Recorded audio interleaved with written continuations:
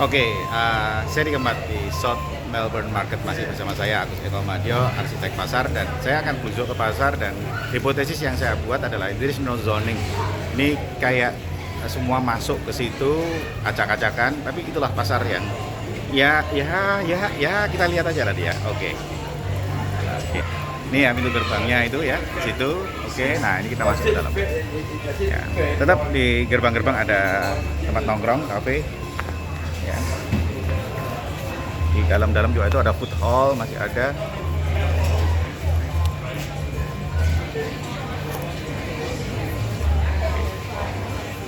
Apa yang terjadi di dalam pasar? Ya, Melbourne itu kota kreatif, pakai jilbab nih. Ini mulanya pakai jilbab orang. Ya, betul, pakai kerudung. Nah, lihat ada anak-anak makan. Ini bangunan-bangunan tua ya. Jadi ini pasarnya baru tapi di bangunan tua.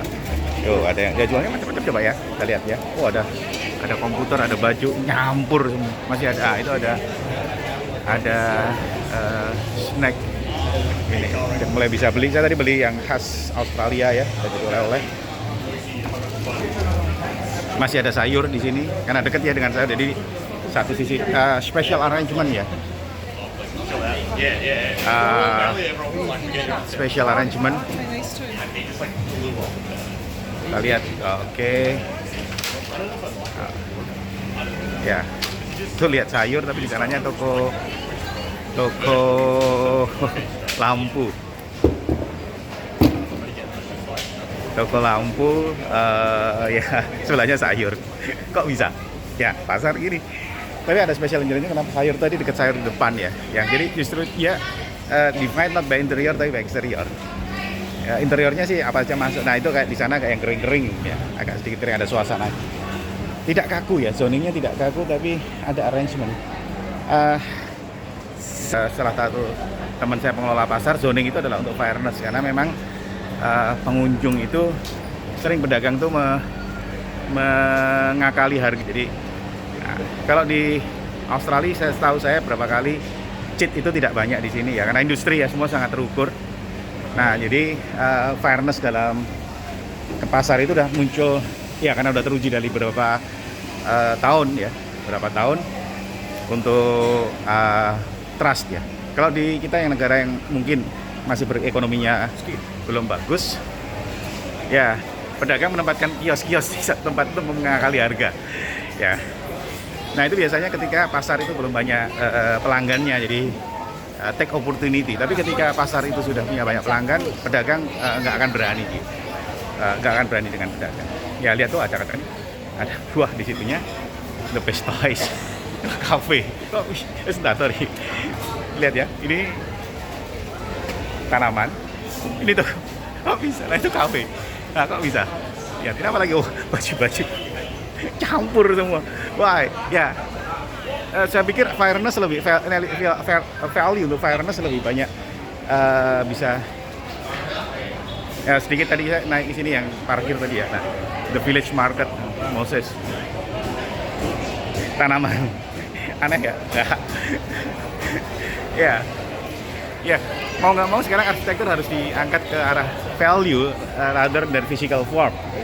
Ya kalau lihat tuh pasar ini beda di mana-mana, tapi value ini lebih abstrak kata kelolanya. Ini memang ya kalau dalam podcast Pak Gita Wirjawan bicara tentang investasi kognitif, toko buku, biasa ada toko buku.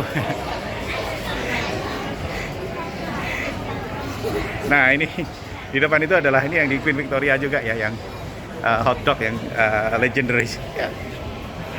Semua nyampur jadi satu. Ya, waktu saya ini juga saya harus balik ya dan akan ya saya kerja di sini. Dia ngurusin kopi malah belusukan ke pasar. Nah ini donat. Ya, tuh lihat ya ini pintu gerbangnya dan saya akan masuk ke sana. Sambil mungkin akan mengakhiri di tempat kopi donat ya. Di depan-depan selalu tempat makan dan agak ya di sisi sini tempat makan. Ini sudah groceries.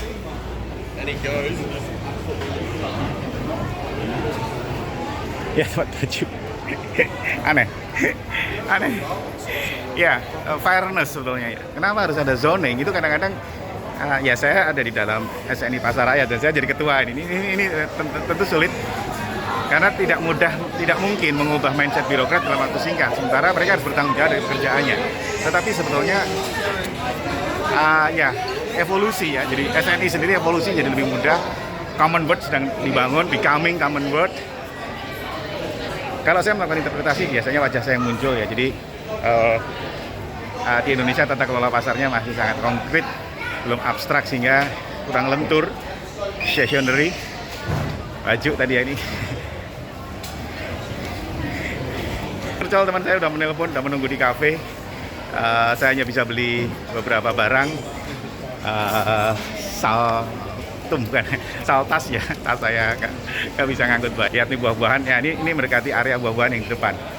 Oke, ya sebetulnya saya ke pasar ini Market Lane Cafe yang ada di seberang pasar. Saya menuju ke sana, teman-teman sudah menunggu.